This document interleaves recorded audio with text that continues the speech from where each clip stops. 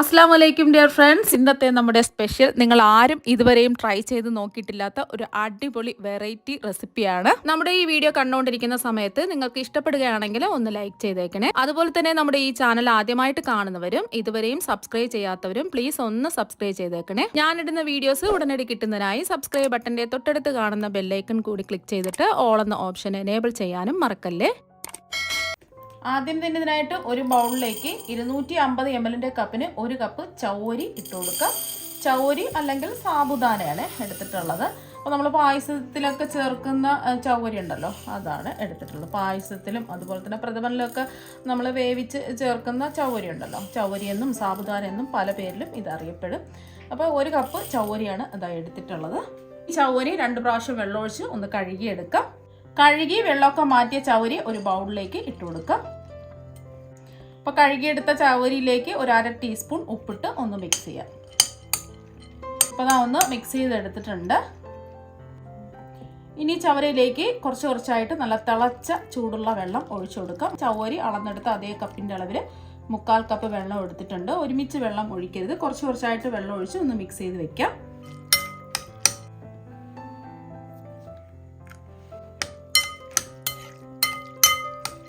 അപ്പോൾ 1/4 കപ്പ് വെള്ളം ഇതാ ഫുള്ളായിട്ട് ഒഴിച്ചു കൊടുത്തിട്ടുണ്ട്.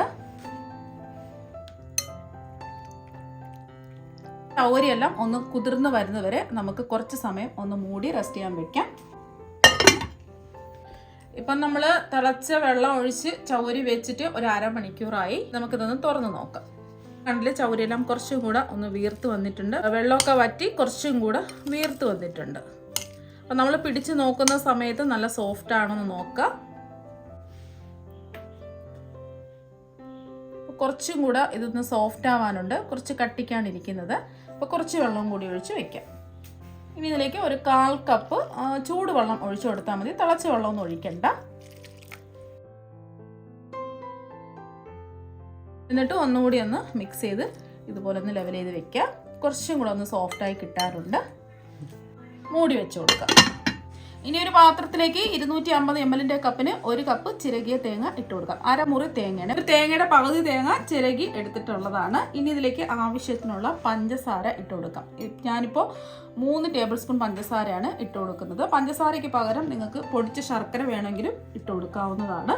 പക്ഷേ ഒരു നോർമൽ മധുരമാണ്. നല്ല മധുരമൊക്കെ വേണമെന്നുണ്ടെങ്കിൽ 1 ടേബിൾ സ്പൂൺ പഞ്ചസാര കൂടി അധികം ഇട്ട് കൊടുക്കുക.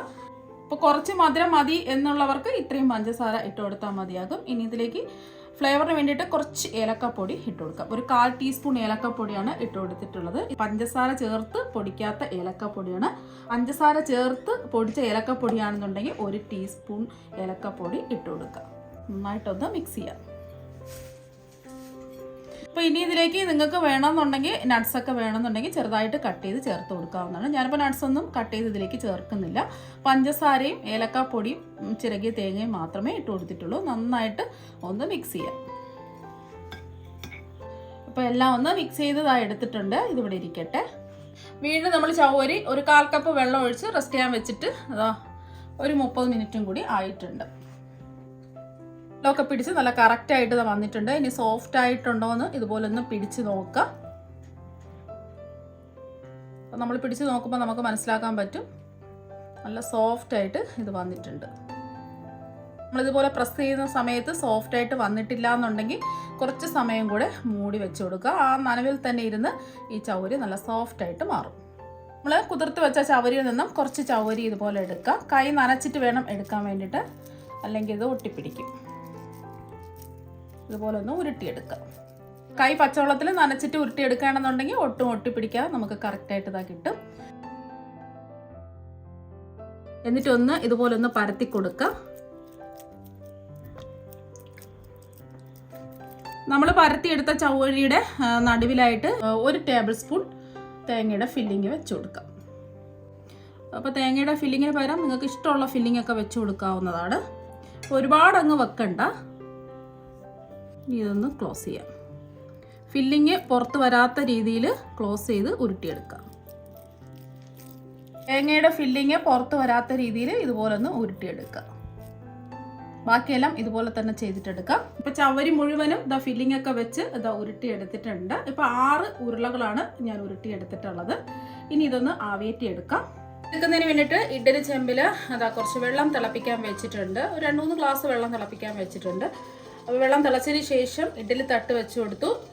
ഇഡ്ഡലി തട്ടിൻ്റെ മുകളിലായിട്ട് വാഴയില ഒന്ന് റൗണ്ടായിട്ട് കട്ട് ചെയ്ത് വെച്ച് കൊടുത്തിട്ടുണ്ട്. ഇങ്ങനെ വാഴയില വെച്ച് കൊടുക്കുന്ന സമയത്ത് ഒട്ടിപ്പിടിക്കാതെ കറക്റ്റായിട്ട് ഇത് വെന്ത് കിട്ടും.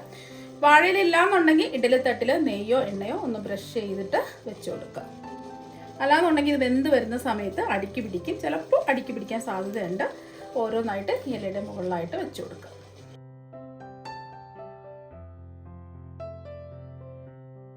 അപ്പോൾ 6എണ്ണവും വെച്ച് കൊടുത്തിട്ടുണ്ട്.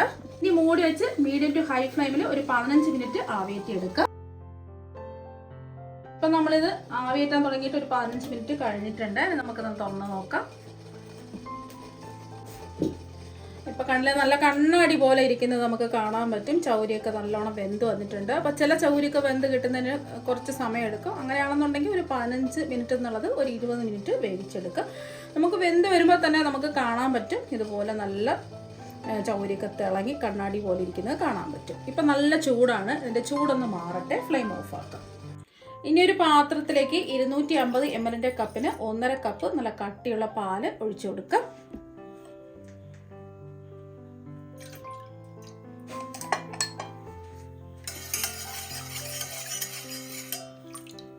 അപ്പോൾ പാല് നല്ലോണം ഒന്ന് ചൂടായിട്ടുണ്ട്. ഇതിലേക്ക് ആവശ്യത്തിനുള്ള പഞ്ചസാര ഇട്ട് കൊടുക്കാം. ഞാനിപ്പോൾ 2 ടേബിൾ സ്പൂൺ പഞ്ചസാരയാണ് ഇട്ട് കൊടുക്കുന്നത്. മധുരമൊക്കെ അവരവരുടെ ഇഷ്ടത്തിനനുസരിച്ച് കൂട്ടുകയും കുറയ്ക്കുകയും ഒക്കെ ചെയ്യാം. ഇനി പാലൊന്ന് തിളച്ച് വരട്ടെ. ഇതാ തിളച്ചിട്ടുണ്ട്. ഇതിലേക്ക് ഫ്ലേവറിന് വേണ്ടിയിട്ട് ഒരു 1/4 ടീസ്പൂൺ ഏലക്കാപ്പൊടിയും കൂടി ഇട്ട് കൊടുക്കാം.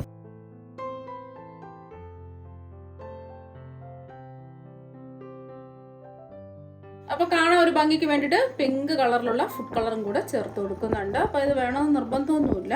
കാണാൻ ഒരു ഭംഗിക്ക് വേണ്ടി മാത്രമാണ്, വീഡിയോയ്ക്ക് ഒരു ഭംഗിക്ക് വേണ്ടി മാത്രമാണ് ഒരു ഡ്രോപ്പ് പിങ്ക് ഫുഡ് കളർ ചേർത്ത് കൊടുക്കുന്നത്. അപ്പം നിങ്ങൾക്ക് പ്ലെയിനായിട്ട് വെള്ള കളറിൽ തന്നെ പാല് തിളപ്പിച്ച് പഞ്ചസാരയൊക്കെ ഇട്ടെടുക്കാവുന്നതാണ്. ഞാൻ ഒരു കാണാൻ ഭംഗിക്ക് വേണ്ടിയിട്ടാണ് പിങ്ക് കളർ ചേർത്ത് കൊടുത്തിട്ടുള്ളത്. വേണമെന്ന് നിർബന്ധമൊന്നുമില്ല. ഒന്ന് തിളച്ചതിന് ശേഷം ഒരു 2 മിനിറ്റും കൂടി ഒന്ന് ഇളക്കി കൊടുക്കാം. മീഡിയം ഫ്ലെയിം വെച്ച് കൊടുക്കുക. ചെറുതായിട്ട് പാലൊന്ന് കുറുകി വരണം. ഒരുപാടങ്ങ് കുറുകേണ്ട ആവശ്യമൊന്നുമില്ല. നല്ല കട്ടിയുള്ള പാലാണ് നമ്മൾ എടുത്തിട്ടുള്ളത്. അപ്പോൾ 2 മിനിറ്റും കൂടി പാലൊന്ന് ഇളക്കി കൊടുത്തിട്ടുണ്ട്. ഇതിലേക്ക് ഇടയ്ക്കൊന്ന് കടിക്കാൻ കിട്ടുന്നതിന് വേണ്ടിയിട്ട് കുറച്ച് കശുവണ്ടിയും അതുപോലെ തന്നെ പിസ്തയും ചെറുതായിട്ടൊന്ന് പൊടിച്ചെടുത്തിട്ടുണ്ട്. ഇതും കൂടി ഇതിലേക്ക് ഇട്ട് കൊടുക്കാം. ഇതൊന്നും വേണമെന്ന് നിർബന്ധമൊന്നുമില്ല. ഇത് ഇട്ട് കൊടുക്കുമ്പോൾ പ്രത്യേക ഒരു ടേസ്റ്റ് ആയിരിക്കും. ഇടയ്ക്ക് കഴിക്കാൻ കിട്ടുമ്പോൾ ഉണ്ടെങ്കിൽ ഇട്ട് കൊടുക്കുക, ഇല്ലെങ്കിൽ അത് ഒഴിവാക്കാം. ഒന്ന് ഇളക്കി കൊടുത്തതിന് ശേഷം നമുക്ക് ഫ്ലെയിം ഓഫ് ആക്കാം. ഇതിൻ്റെ ചൂടൊക്കെ ചെറുതായിട്ടൊന്ന് മാറിയിട്ടുണ്ട്. ഇനി ഇഡ്ഡലി തട്ടിൽ നിന്നും ഈ ഇല എടുത്ത് നമുക്ക് മാറ്റാം. ഇപ്പോൾ ഇല എടുത്ത് മാറ്റിയിട്ടുണ്ട്. ഇപ്പോൾ കണ്ടില്ലേ, കാണാൻ തന്നെ നല്ല ഭംഗിയാണ്. ഇപ്പോൾ ഇഡ്ഡലി തട്ടിൽ നിന്നും ഒരു പ്ലേറ്റിലേക്ക് മാറ്റിയിട്ടുണ്ട്. അപ്പോൾ ഇതിൽ നിന്നും ആവശ്യത്തിന് മാത്രം എടുത്ത് നമ്മൾ തിളപ്പിച്ചെടുത്ത പാലൊഴിച്ച് സെർവ് ചെയ്യാവുന്നതാണ്. സെർവ് ചെയ്യുന്ന സമയത്ത് മാത്രം നമ്മൾ തിളപ്പിച്ചെടുത്ത പാലൊഴിച്ചിട്ട് സെർവ് ചെയ്ത് കഴിക്കാം. ഇനി ഇതിൽ നിന്നും 2 എണ്ണം എടുക്കാം. ഇനി ഇതിൻ്റെ മുകളിലായിട്ട് നമ്മൾ തിളപ്പിച്ചെടുത്ത പാല് ഒഴിച്ചു കൊടുക്കുക. അപ്പോൾ ഈ പാലും കൂടെ ഒഴിച്ചെടുത്തിട്ട് നമ്മൾ മിക്സ് ചെയ്ത് കഴിക്കുമ്പോഴാണ് ഇതിന് പ്രത്യേക ഒരു ടേസ്റ്റ് കിട്ടുന്നത്. അപ്പോൾ ഇത് വെറുതെ വേണമെങ്കിലും കഴിക്കാവുന്നതാണ്. നല്ല ടേസ്റ്റാണ് കഴിക്കാൻ വേണ്ടിയിട്ട്. ഇത് ബ്രേക്ക്ഫാസ്റ്റ് ആയിട്ടും അതുപോലെ തന്നെ ഡിന്നറായിട്ടും ഡെസർട്ടായിട്ടും ഒക്കെ നമുക്ക് കഴിക്കാവുന്നതാണ്. നിങ്ങളെല്ലാവരും ഇതുപോലെ ഒരു പ്രാവശ്യം ഒന്ന് ട്രൈ ചെയ്ത് നോക്കുക. തീർച്ചയായും നിങ്ങൾക്ക് എല്ലാവർക്കും ഒരുപാട് ഇഷ്ടമാകും. അപ്പോൾ നമുക്ക് മറ്റൊരു വെറൈറ്റി വീഡിയോ ആയിട്ട് വീണ്ടും കാണാം. താങ്ക്